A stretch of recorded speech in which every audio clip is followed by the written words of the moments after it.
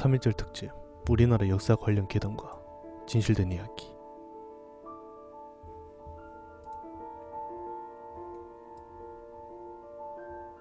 여섯 번째 이야기, 원한살인 길. 친구가 대학교에 다닐 적에 답사를 갔다 들었던 이야기입니다. 당시 친구는 진주 쪽에 다른 친구 몇 명과 함께 교수님을 따라가게 되었다고 합니다. 그리 크지 않는 마을이었지만 친구 일행은 마을 노인정에 들어가 노인분들의 이야기를 취록하게 되었습니다. 보통 노인정에서 취록을 하면 그 마을에서 옛날부터 내려오는 이야기나 유래, 선앙당이나 장승, 하다못해 산이나 저수지에 얽힌 이야기들을 들을 수가 있습니다. 민속학 연구를 하고 있다면 그보다 더 좋은 기회도 없는 셈이지요. 하지만 어째서인지 그 마을 분들은 이야기를 꺼리셨습니다. 대부분은 취록은 학생들 단계에서 끝나기 마련이었지만 결국 그날은 시간이 너무 오래 걸려 교수님이 직접 나서서 부탁하셨다고 합니다. 그러자 마을 어르신들 중 흰 수염을 길게 기르신 한 분이 머뭇거리며 입을 여셨다고 합니다. 그것은 오래전에 이 마을 근처에 목격되던 것에 관한 이야기였습니다. 새마을 운동과 농촌 개량 운동이 본격적으로 진행되기 전 아직 지붕이 슬레이트가 아니라 기와와 초가루로 이루어질 무렵이었습니다. 지금의 1차선 도로가 나있는 마을 어귀에는 본디 갈림길이 있어서 왼쪽 길은 산속으로, 오른쪽 길은 마을로 가는 길이었다고 합니다. 길은 옛날부터 내려오는 길은 아니었고 할아버지 때 만들어진 것이었다고 합니다. 그런데 그 어귀는 대낮에도 나무들이 무성하고 길게 금줄이 쳐진 데다 어두컴컴해서 혼자는 다니지도 못할 정도로 오싹했다고 합니다. 오죽하면 들짐승조차 나 다니지 않을 정도였다고 합니다.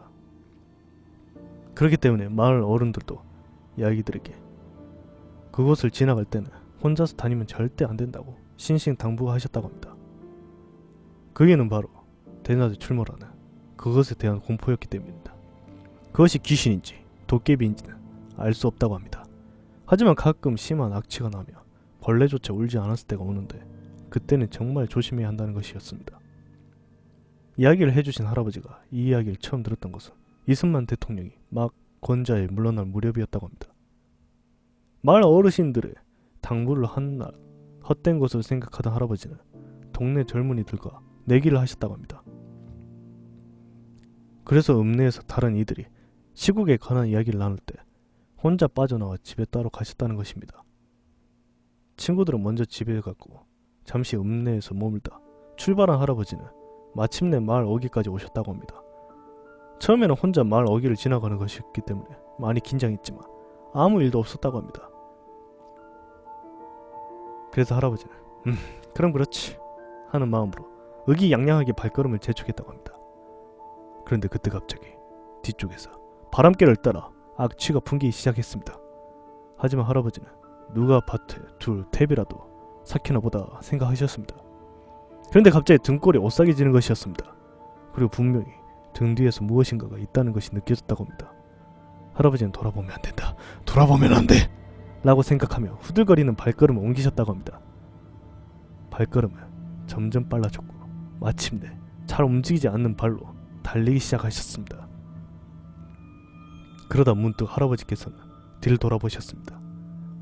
뒤에서는 마을로 난 길 바깥쪽 풀숲에서 무엇인가가 마구 쫓아오고 있었습니다. 그리고 그것은 점점 풀숲에서 나와 길로 다가오고 있었다는 것이었습니다. 너무나도 겁이 난 할아버지는 그 자리에서 얼어붙고 말았고 마침내 그것이 풀숲에서 뛰쳐나오는 순간 그만 까무러치고 말았다고 합니다. 그 후 할아버지의 정신을 차리신 것은 사라진 할아버지를 찾기 위해 마을 어른들이 톱불을 들고 온 한밤중이었다고 합니다. 할아버지는 그것까지만 말하고 입을 닫으셨습니다. 친구는 계속 다음 이야기를 물었지만 할아버지는 진저리를 치시며 생각하기도 싫다고 이야기를 꺼리셨고 아예 자전거를 끌고 집으로 돌아가셨다고 합니다. 하지만 그 당시 할아버지와 내기를 했었다는 다른 할아버지께서 이야기를 이어서 해주었습니다. 그 당시에 그 할아버지는 너무 놀라서 정신을 잃었던 것이었기 때문에 읍내 병원에 갔다고 합니다.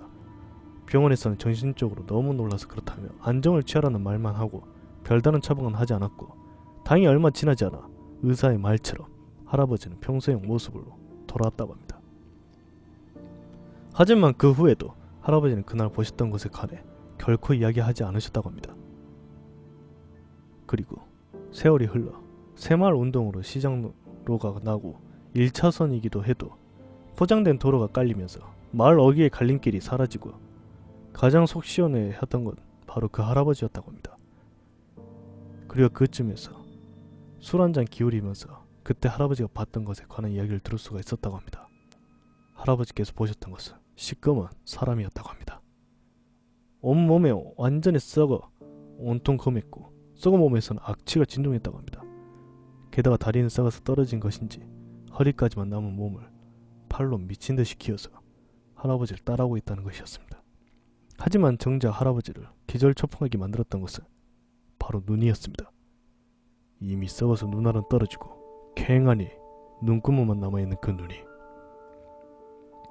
분명 할아버지를 향해서 똑바로 바라보며 미친듯이 기어오고 있었다는 것입니다. 그 이야기를 듣자 학생들 뿐 아니라 교수님까지 모두 떨떠름한 표정으로 그 마을에서의 답사를 마칠 수밖에 없었다고 합니다.